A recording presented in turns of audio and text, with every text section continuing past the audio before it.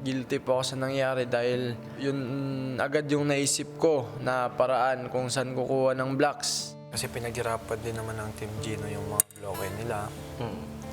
So, Sa atin. hindi ka na-realize. Oo nga, mali ako dun. Okay lang. Ngayon, wag na lang tayo mandaya.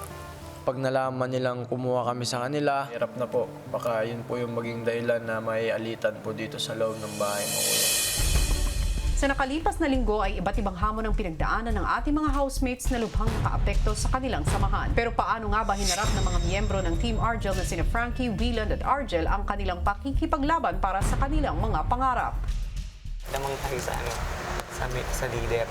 Malakas lang sa'yo ng konti si Kuya Gino kasi nga nag-support siya ng tapos. Malakas na gagawin Yeah, kaya natin yan.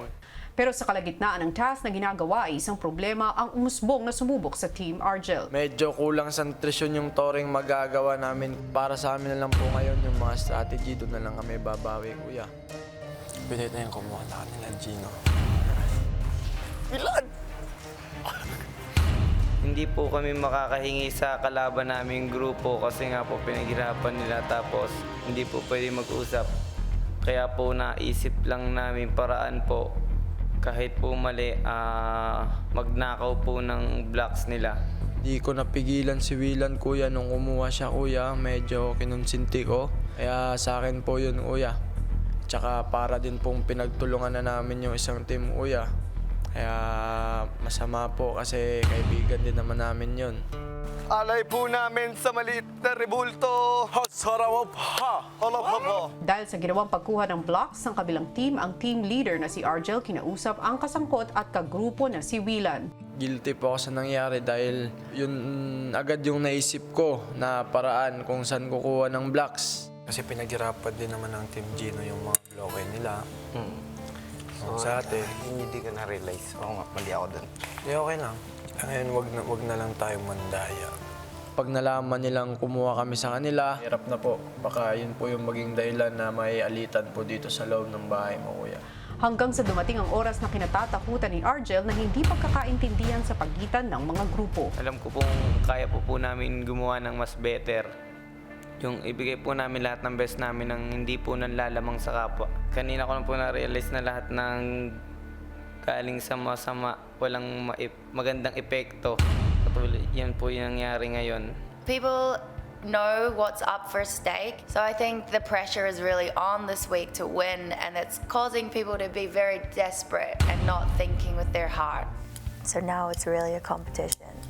I was trying to keep calm, even if things got from worse to even worse. Pero dahil sa pag-iwas ni Frankie sa mga naganap na kaguluhan, ang ibang housemates hindi maiwasang mapag-usapan siya. My old book will be in the kitchen if anyone wants to read it. It's finished. Nakikita pa kaya nilang deserving si Frankie? Kung ako si Wieland or Argel. Hindi. Kasi kung ako, kahit nasa ibang bansa ako, You will try. I would try and give effort. At saka medyo ano kasi siya parang I still want to be beautiful. I think hindi siya sa effort sa attitude na siya. Minsan po, pinagbabasa lang po namin yung isa kasi mahina po yung wifi. Kaya kami po ni Wieland yung palaging magkasama. Akala po kasi namin, lamok lang po yung makakabawa sa dugo namin, kuya. Nagdo-nosebleed na po kami. Remember, you don't have to be too serious. I already told him that, Frank. He sounds stressed all the time. Yes, I told him to sleep. Yeah, He always go out. relax. It's enough for me to just watch what's going on. I don't need to be involved in the situations that happen. That sometimes they think more with their head than their heart, and that competition can really get the better of people sometimes. Papaano nga kaya makakaapekto sa kapalaran ng mga nominado ang kaganapan ngayong nagdaang linggo? Ang sinalihan ko pong patimpalakay, dapat kang manalo at dapat buo loob mo. Yun po, na sa task po namin na yun, natalo po kami ng emotion doon. Nakalimutan po namin yung totoong goal namin sa pagpasok ng bahay ni Kuya.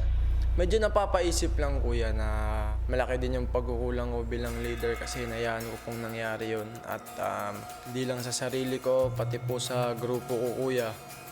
Kasi siguro mas inisip ko po yung mga pagiging magkaibigan po namin lahat, kuya. Like we've been through a lot, I've experienced a lot, so whatever happens, I'll be okay. I'll feel grateful that I've come this far. So just leave it up to the universe.